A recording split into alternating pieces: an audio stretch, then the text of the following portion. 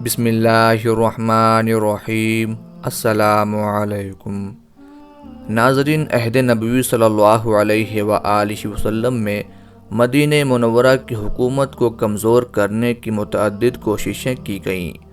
ان میں بیر معونہ کا دردناک واقعہ بھی شامل ہے۔ یہ واقعہ 4 ہجری میں غزوہ احد کے بعد پیش آیا۔ بنو عامر بنو غطفان کی ایک شاخ ہے۔ یہ لوگ مدینہ کے شمال میں بستے تھے۔ ان کا ایک سردار عامر بن طفیل نہایت متکبر اور خود پسند سردار تھا۔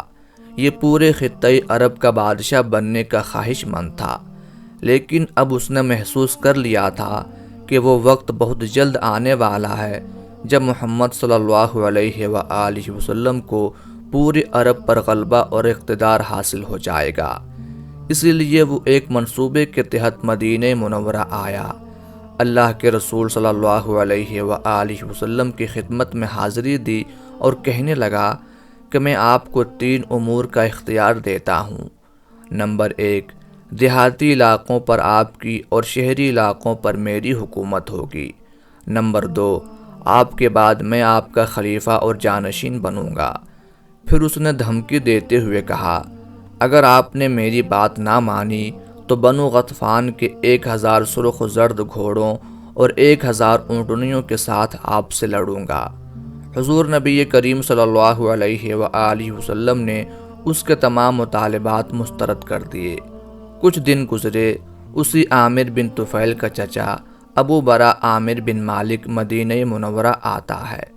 یہ شخص بڑا بہادر اور شجاع تھا۔ اس کا لقب برچھیوں سے کھیلنے والا تھا۔ اس نے آپ صلی اللہ علیہ وآلہ وسلم کی خدمت میں ایک تحفہ بھی پیش کیا اور عقیدت کا اظہار بھی کیا۔ حضور نبی کریم صلی اللہ علیہ وآلہ وسلم پوری انسانیت کے خیر خواہ اور ہمدرد تھے۔ انہوں نے عامر کو اسلام کی دعوت دی، جو اس نے قبول تو نہ کی مگر اس سے نفرت کا اظہار بھی نہ کیا۔ دوران گفتگو اس نے اللہ کے رسول صلی اللہ علیہ وآلہ وسلم کی خدمت میں عرض کیا، اگر آپ اپنے کچھ ساتھیوں کو اہل نجد کی طرف بھجوا دیں جو لوگوں کو اسلام کی دعوت دیں تو مجھے امید ہے کہ وہ اسلام قبول کر لیں گے۔ اللہ کے رسول صلی اللہ علیہ وآلہ وسلم نے جواب دیا، مجھے اپنے آدمیوں کے متعلق اہل نجد سے خدشہ ہے۔ ابو برا کہنے لگا، آپ اس کی فکر نہ کریں، میں ان کا حمایتی ہوں، آپ جسے چاہیں اہل نجد کی طرف بھیج دیں۔ ناظرین کرام، بیر معونہ کا واقعہ اسلامی تاریخ کا نہایت اندوہناک واقعہ ہے۔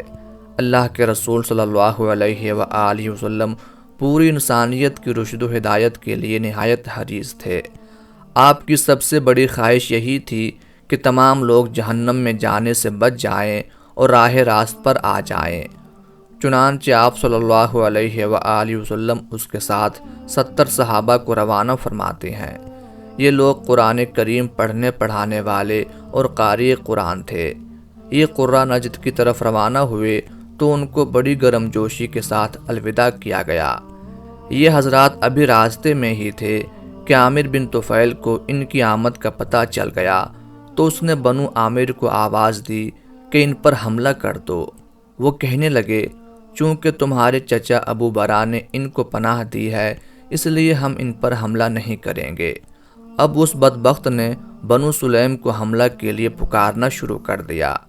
اس قبیلہ کے 100 تیر انداز ان صحابہ کرام کے پیچھے لگ جاتے ہیں اور بیر معونہ پر ان کو جا لیتے ہیں۔ صحابہ کرام نہتے تھے، یہ جنگ کرنے کے لیے تو گھر سے نہیں نکلے تھے۔ ان بدبختوں نے دھوکے سے ان بہترین اور اخیار صحابہ کرام کو شہید کر دیا۔ ان میں سے صرف ایک صحابی عمر بن امیہ زمری رضی اللہ تعالی عنہ زندہ بچنے میں کامیاب ہوئے۔ حضور نبی کریم صلی اللہ علیہ وآلہ وسلم کو جب اس حادثہ کی اطلاع ملی تو آپ کو سخت صدمہ ہوا۔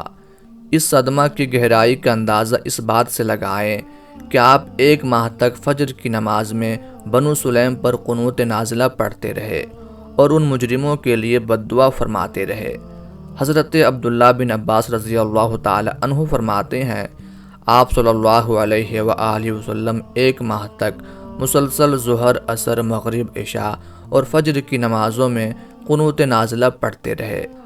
ہر نماز کے آخری رکعت میں جب سمیع اللہ لمن حمیدہ کہتے تو بنو سلیم کے قبائل رعل، ذکوان وغیرہ کے خلاف بددعا کرتے اور مقتدی اس پر آمین کہتے۔ ناظرین، اس دل خراش واقعہ کو پڑھنے کے بعد ہم ذرا آگے بڑھتے ہیں اور جانتے ہیں کہ اللہ کے رسول صلی اللہ علیہ وآلہ وسلم ان حالات میں بھی اخلاقی قدروں کو کس عمدگی سے پروان چڑھاتے اور انہیں فروغ دیتے ہیں۔ ناظرین، اوپر ذکر ہو چکا ہے کہ ان 70 صحابہ کرام میں سے صرف حضرت عمر بن امیہ زمری رضی اللہ تعالی عنہ بچنے میں کامیاب ہوئے۔ جیسے ہی انہیں موقع ملا وہ مدینہ منورہ واپس جانے کے لیے چل پڑے۔ راستے میں ایک درخت کے نیچے سستانے کے لیے بیٹھے تو وہاں بنو عامر کے 2 آدمی آ جاتے ہیں۔ ان کے پاس رسول اللہ صلی اللہ علیہ وآلہ وسلم کا دیا ہوا امان نامہ موجود تھا، جس کا عمر بن امیہ زمری رضی اللہ تعالی عنہ کو علم نہ تھا۔ آپ رضی اللہ تعالی عنہ اس سے پوچھتے ہیں، تم کون ہو اور تمہارا تعلق کس قبیلہ سے ہے؟ انہوں نے جواب دیا، ہم بنو عامر سے ہیں۔ آپ رضی اللہ تعالی عنہ نے انہیں اس وقت تو کوئی جواب نہ دیا، مگر جب وہ سو گئے تو حملہ کر کے انہیں قتل کر دیا۔ ان کے اپنے خیال کے مطابق انہوں نے ان دونوں کو قتل کر کے بنو عامر سے صحابہ کرام کے قتل کا بدلہ لیا تھا۔ عمر بن امیہ زمری رضی اللہ تعالی عنہ جب مدینہ منورہ پہنچے تو اللہ کے رسول صلی اللہ علیہ وآلہ وسلم کو اس سارے حادثے اور ان 2 آدمیوں کے قتل کی تفصیل سے آگاہ کیا۔ جب آپ کو بتایا گیا کہ میں بنو عامر کے 2 آدمیوں کو بھی قتل کر آیا ہوں تو آپ صلی اللہ علیہ وآلہ وسلم نے ارشاد فرمایا، تم نے ان 2 آدمیوں کا ناجائز قتل کیا ہے، وہ ہماری امان میں تھے، تمہیں ان کے قتل کا کوئی حق نہ تھا، لہٰذا میں ان کے ورثاء کو ان کی دیت ضرور ادا کروں گا۔ ناظرین کرام، ذرا غور کیجئے، ہمارے پیارے رسول صلی اللہ علیہ وآلہ وسلم کا کردار و اخلاق کتنا بلند ہے کہ بنو عامر کے ان دونوں آدمیوں کی دیت ادا کر رہے ہیں۔ بلا شبہ ان دونوں کو آپ صلی اللہ علیہ وآلہ وسلم کی طرف سے امان مل چکی تھی۔ عمر بن امیہ زمری رضی اللہ تعالی عنہ کو اس کا علم نہ تھا، اس لیے انہوں نے دونوں کو قتل کر دیا۔ یہ دونوں افراد بلا شبہ بنو عامر میں سے تھے اور اسی قوم نے 70 صحابہ کرام کو شہید کیا تھا، مگر دیکھیے مسلمانوں کے ساتھ دھوکہ بنو عامر کے دیگر لوگوں نے کیا تھا، اسی لیے آپ صلی اللہ علیہ وآلہ وسلم نے ان دونوں کو مجرم نہیں ٹھہرایا اور اس قوم کے دوسرے لوگوں سے بدلہ نہیں لیا۔ یہ ایفائے عہد کی بلند ترین مثال اور اعلیٰ اخلاق کا بہترین نمونہ ہے۔ یہ بھی ممکن تھا کہ اللہ کے رسول صلی اللہ علیہ وآلہ وسلم عمر بن امیہ رضی اللہ تعالی عنہ کے اس اقدام قتل کو شہداء کے انتقام کا ایک حصہ قرار دے دیتے، کیونکہ مجرموں اور ظلم و ستم کرنے والوں سے ایسا سلوک روا رکھا جاتا ہے، مگر اللہ کے رسول صلی اللہ علیہ وآلہ وسلم کا یہ عدل و انصاف تھا، یہ آپ کا اعلیٰ اخلاق تھا کہ آپ نے کسی قوم کے کچھ لوگوں کے ظلم و ستم کو دیگر بے گناہ افراد کے کھاتے میں ڈال کر انہیں مجرم نہیں ٹھہرایا۔ اسلام کی روشن اور اعلیٰ تعلیمات ہی نے مسلمانوں کی اس قدر بلند اخلاق کی طرف رہنمائی کی ہے۔ یہ بات ذہن میں رہے کہ اس نوعیت کے عفو درگزر اور بدلہ نہ لینے کی مثالیں تاریخ میں بہت کم ہی ملتی ہیں۔